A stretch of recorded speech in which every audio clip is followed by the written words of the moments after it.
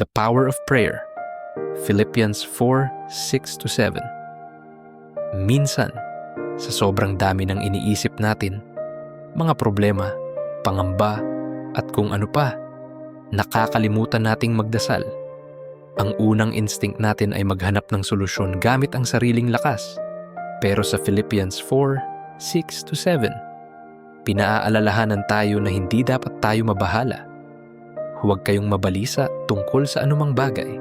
Sa halip, ipagkatiwala ninyo sa Diyos ang lahat ng inyong pangangailangan sa pamamagitan ng panalangin at pasasalamat, at ang kapayapaang mula sa Diyos na hindi kayang unawain ng tao ang siyang mag-iingat sa inyong puso at isip dahil kay Kristo Jesus.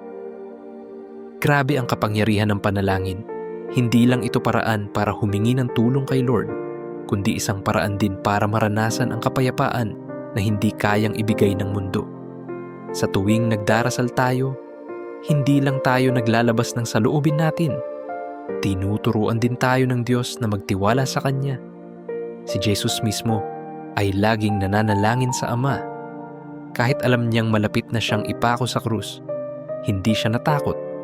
Nanalangin siya ng buong puso. Ganoon din tayo.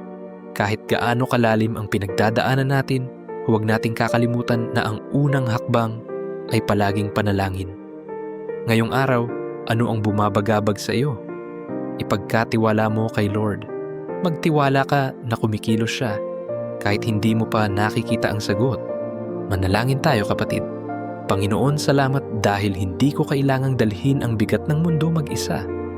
Natutunan kong sa pamamagitan ng panalangin, mapapalakas ang aking pananampalataya. Turuan mo akong magtiwala sa iyo at maranasan ang kapayapaan na nagmumula sa iyo.